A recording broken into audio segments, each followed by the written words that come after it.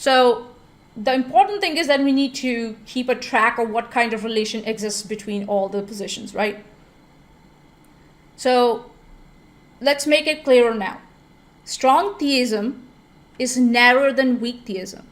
Strong atheism is narrower than weak atheism. Agnosticism is the position where both positive beliefs are absent.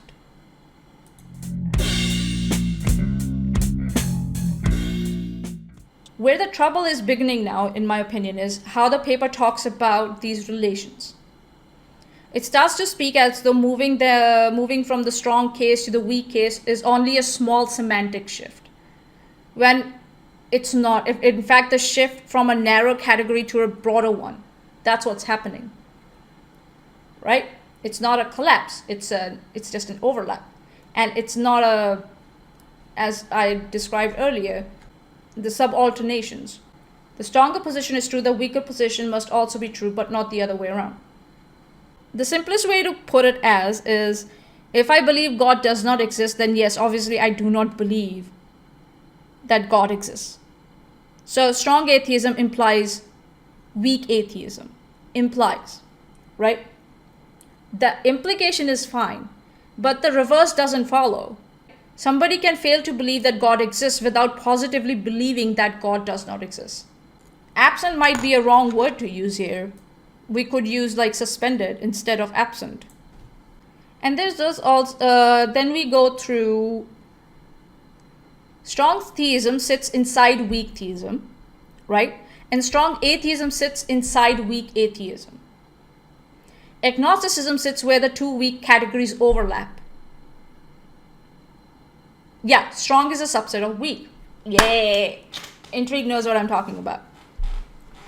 You know, I had to read it like 5 times to get it in my head to click. I was like, 5 times I read it. What? No. Oh, okay. It was that torturous, yeah. So this is a picture of inclusion and overlap. That's not a collapse, right?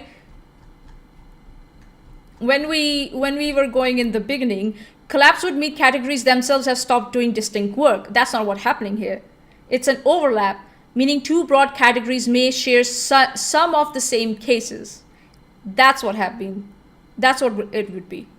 So there's a word here that was used, coextensional. Now in ordinary English, coextensional would mean covering exactly the same cases, same extension, same group. But that's not what the paper has shown. If theists are people who believe God exists and weak theists are people who do not believe God does not exist, those are not the same group. Exactly. Agnostics also count as people who do not believe God does not exist. So weak theism is larger than theism. Same problem with the atheist side. So coextensional is the wrong word here. The relation is not identity. It is one-way implication or subset inclusion. Right? It's not covering exactly the same cases. It's not coextensional. For all rational beliefs as epistemic depositions towards a proposition, there is an epistemically implied coextensional non-belief such that if S believes that G, so that S believes that God exists, then S does not believe that God does not exist. It can be then inferred that the belief of theism implies a non-belief of weak theism, which we know is not true. We have already demonstrated that. And the belief of atheism implies non-belief or weak atheism. That again, it's the other way around. I think so Steve got it wrong here. I think maybe he wanted to go the other way around. I think so he got confused and he switched the language. If you look at the simple Venn diagram here, something might exist in the overlapping, but that does not mean that the whole category is the same, right? That's what we are trying to demonstrate.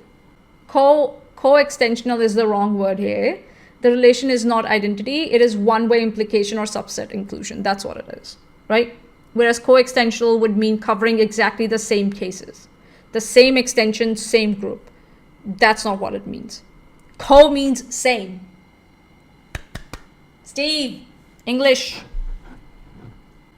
Why this matters is because as we see in the next paragraph, right? the later argument here leans very heavily on blurring the line between one, a broader set that includes multiple kind of cases, and two, one specific subcase within that broader set. So like blurring the lines, right? If I go back here, blurring the lines between this one and this one. That's why it's important. They are not all overlapping. Sorry. Right? So this one here is not, this whole thing is not overlapping here, nor here. Right? They are not on top of each other.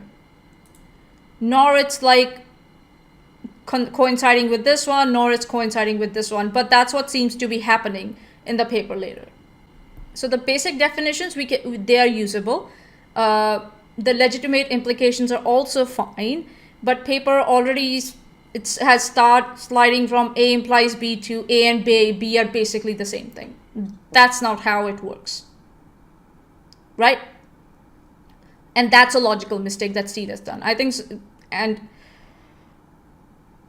again, implication is not identity, right? And a subset is not the same thing as the whole set. Repeating everything again, theism believes God exists. Strong atheism believes God does not exist. Weak theism does not believe God exists. Weak atheism does not believe God exists. Weak theism does not believe God does not exist. Agnosticism, both non-beliefs. We are noticing that the weak categories, they're broader. And that's the whole thing in this paper that I think, so that's wrong. For all the rational beliefs as epistemic depositions towards a proposition, there's an epistemically implied coextensional non-belief such that S believes that G or at least one God exists. Then subject does not believe that at least one God does not exist. It can be then inferred that the belief of that God exists theism implies a non-belief of that God does not exist, which is weak theism. We have already said that's not how it works. And the belief of the God does not exist, atheism. That implies a non-belief of God exists, weak atheism. It can be further implied as a condition of rationality that the belief of God, at least one God exists, and the belief of at least one God does not exist are epistemically mutually exclusive as to hold both true at the same time would be irrational. Given by the principle of bivalence, it is either the case that God exists or it is not the case that God exists.